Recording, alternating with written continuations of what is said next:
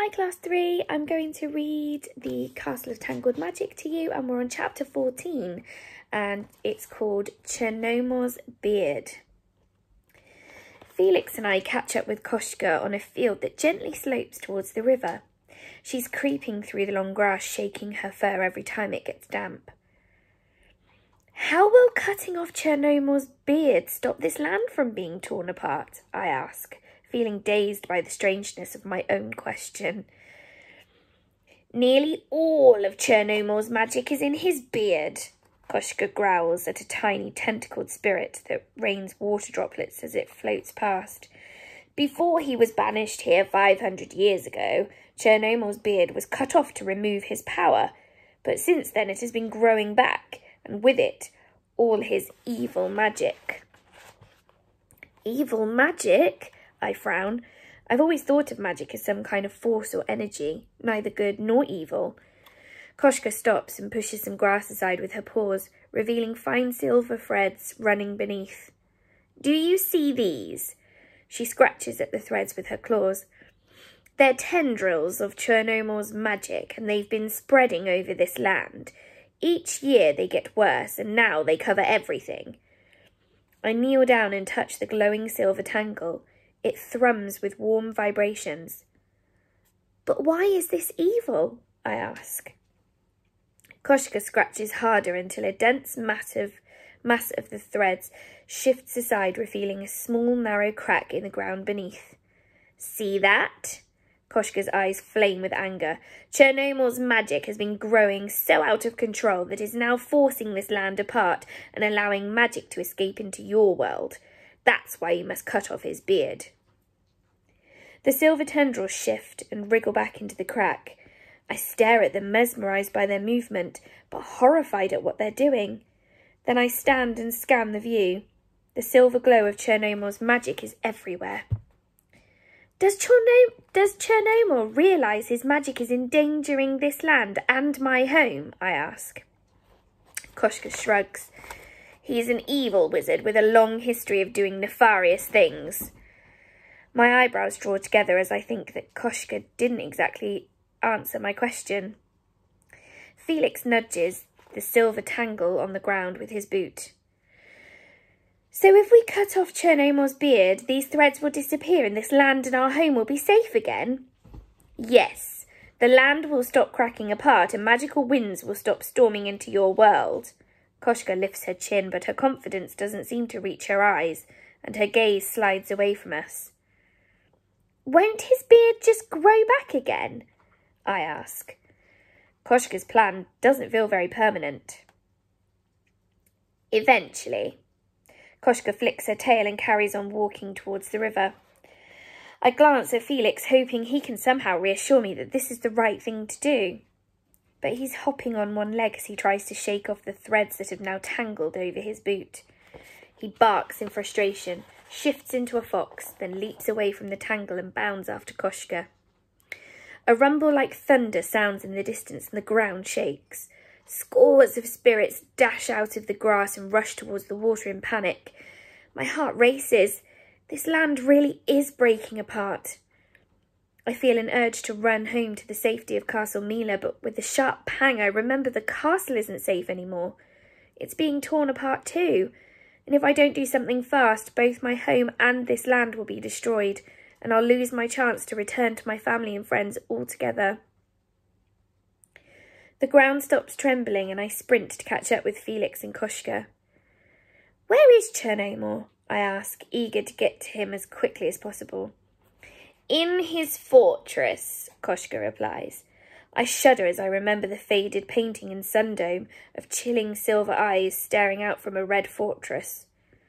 How long will it take to get there? It depends on the journey. Koshka leaps over a muddy patch. This land is made of different domes. We're in Water Dome now, where river and ocean spirits live. Ludmila chained me up here because she knew I hate the wet. Koshka hisses at a small vole-like spirit with silver scales and it dashes away. You need to get some things from Fire Dome. Then we can go to Earth Dome, where Chernomor's fortress is. What things? I ask, looking up at the doomed sky. Again, I see a hint of more domes beyond it, although they're difficult to make out as they shift and shimmer in the light. Armour. Koshka bounds a little as she picks up her pace. And the giant's sword. Armour and a sword? My eyes widen in panic. But I'm not a warrior.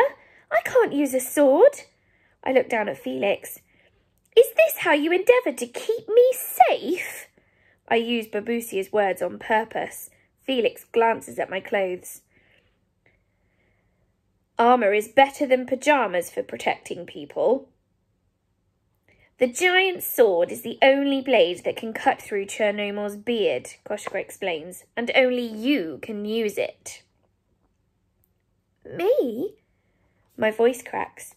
I suddenly feel like I'm far out on Lake Mila and my limbs are cramping so tight I can't swim. Why me? Only someone with royal blood can wield the giant's sword. Koshka stops walking and stares at me intently, her eyes so bright they look aflame. So if we're going to do this, we need you. I shift uncomfortably. I don't understand how being descended from some long-ago monarchs should make me more able to use a sword than anyone else. What's Chernomor like? I ask nervously. Would I have to fight him to cut off his beard? I've never fought anyone and I don't want to, especially not with a sword. My stomach twists and writhes at the thought of it. Chernomor is old and tired. He spends most of his time asleep. There's a chance you could cut off his beard without even waking him. Koshka's gaze is steady, but my stomach still squirms. It doesn't seem right to attack someone when they're asleep. And what if he does wake? I look down at my knitted cardigan, pyjamas and bare feet and shake my head in despair. There must be another way. I'm not the right person for this. I can't face an evil wizard and cut off his beard with a sword. You are the only person who can, Koshka says sternly.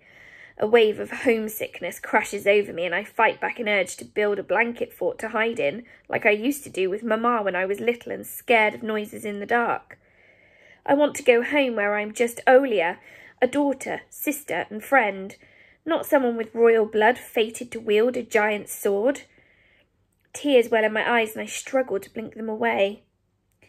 Felix reaches up and touches my hand with his soft, furry fingers. I promised your Babusia I would help you stop the storm and get you home safe, Olia. Thanks, Felix.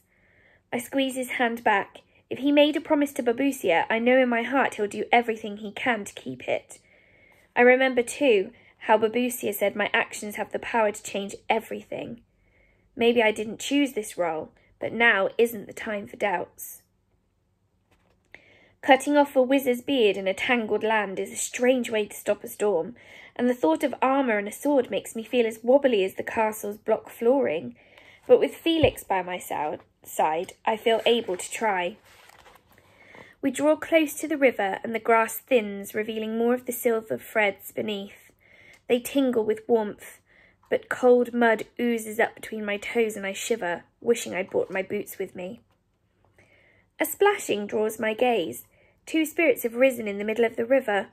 One looks like a young girl, although she appears to be made of water, and the other looks like some kind of frogman. He has green skin, webbed hands, and a wide face mottled with algae. Who are they? I ask. The female water spirit is Rusalka, and the male spirit is Vodianoi. Koshka grimaces. I've never trusted water spirits. Ludmila banished them here because she believed they lured people into deep and dangerous waters. Did they?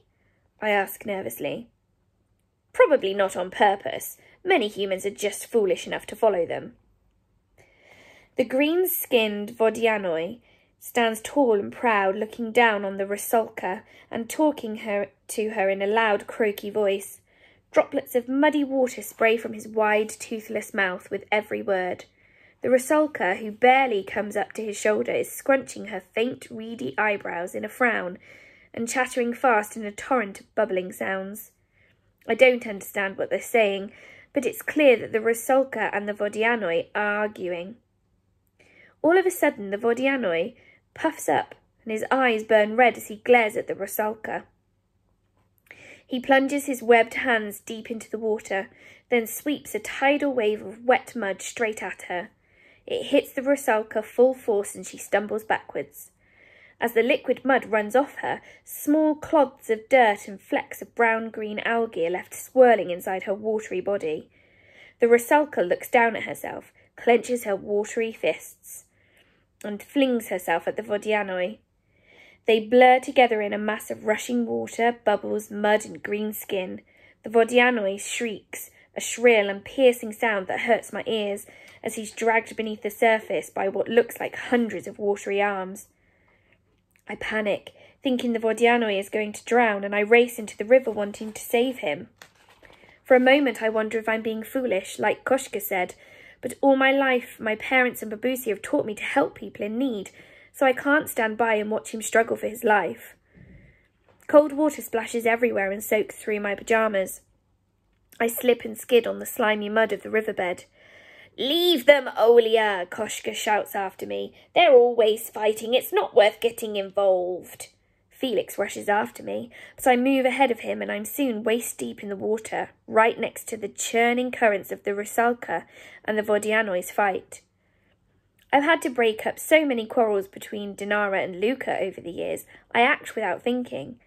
I grab one of the Vodianoi's flailing webbed hands and pull with all my might until his red eyes and algae-speckled cheeks rise from the water. One of his eyes meets mine and glows a brighter red. His wide mouth grins and his slimy webbed fingers tighten around mine. Tiny claws creep out from the tips of his fingers and scratch my skin. And then, with a thump of horror, I feel myself being pulled into the river.